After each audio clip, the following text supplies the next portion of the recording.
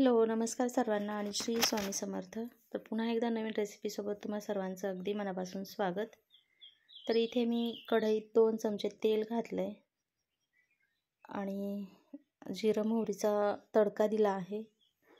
त्यानंतर जो काही लसूण बारीक करून घेतला होता, ठेचून घेतला होता तो घातला आणि कढीपत्तासुद्धा घातला आहे आणि हिरवी मिरची घातली आहे कट करून, जेणेकरून मुलांनासुद्धा निवडून खाता येतं बेसन किंवा पिठलं त्यासाठी.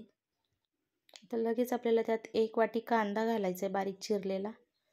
तर हा कांदा चांगला मऊसूद होईपर्यंत आपल्याला परतून घ्यायचा आहे आणि त्यासाठी मी याच्यात मीठ घातलं आहे, कारण मिठामुळे कांदा लगेच परतला जातो व्यवस्थित असा. झाकण ठेवून फक्त 1-2 मिनटं वाफवून घ्यायचा कांदा. बघू शकता कांदा चांगला मऊ झालेला आहे, ट्रान्सपरंट झालेला आहे. त्यातच आपल्याला 1 टोमॅटो बारीक चिरलेलं घालायचं आहे.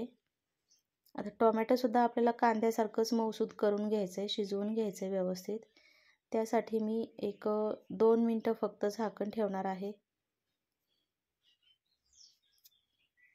2 मिनटानंतर तुम्ही बघू शकता आपलं टोमॅटोसुद्धा छान वाफवलेलं आहे. कांदा टोमॅटो छान परतून झालं आहे. जिरं मोहरी लसूण हिरवी मिरची छान परतून झालेली आहे. आता आपल्याला जे काही बेसन घेतलं होतं मी छोट्या 2 वाट्या, तर ते थोडं थोडं पाणी टाकून खलवून घेतलं आहे.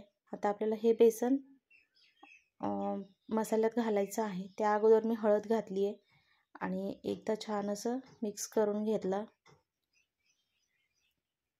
बघू शकता व्यवस्थित असं मिक्स करून झालं की मगच आपल्याला हे बेसनाचं जे काही बॅटर आहे ते घालायचं आहे, किंवा तुम्ही पाणी घालू शकता. पाण्याला उकळी आली की वरून तुम्ही कोरडं बेसन सोडून पटपट असं हलवून घेऊ शकता. ते तर बेसन अतिशय चवदार लागतं भाकरीसोबत खायला.